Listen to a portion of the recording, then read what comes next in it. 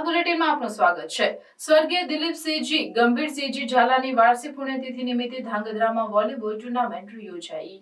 ઝાલાવાડ પંથકમાં વિવિધ રમતગમત ક્ષેત્રે ખેલાડીઓ દ્વારા રાષ્ટ્રીય આંતરરાષ્ટ્રીય સ્પર્ધાઓમાં ભાગ લઈ હર હંમેશા ઝાલાવાડ પંથકનું નામ રોશન કર્યું છે। ત્યારે સુરેન્દ્રનગર જિલ્લાના ધાંગધ્રા શહેર ખાતે સ્વર્ગીય દિલીપસિંહજી ગંભીરસિંહજી ઝાલા એન્જારના સ્મરણાર્થે 5મી વાર્ષિક પુણ્યતિથિ નિમિત્તે ઇન્વિટેશન વોલીબોલ ટુર્નામેન્ટ યોજાઈ હતી। ટુર્નામેન્ટમાં સુરેન્દ્રનગર જિલ્લાના ધાંગધ્રા સહિત રાજકોટ, ભાવનગર જિલ્લાની ટીમોએ પણ ભાગ લીધો હતો।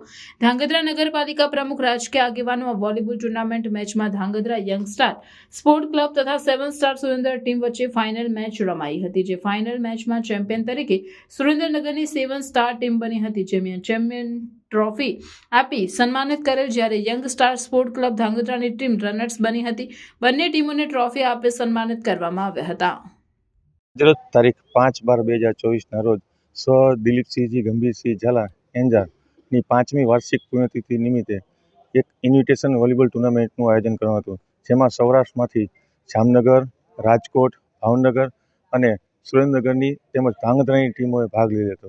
ફાઇનલ મેચમાં ધાંગધ્રા યંગસ્ટાર સ્પોર્ટ ક્લબ અને 7 સ્ટાર સ્પોર્ટ ક્લબ સુરેન્દ્રનગર વચ્ચે રમાઈ હતી, જેમાં ચેમ્પિયન 7 સ્ટાર સ્પોર્ટ ક્લબ અને રનર્સઅપ તરીકે ધાંગધ્રાની યંગસ્ટાર સ્પોર્ટ ક્લબ રહી હતી।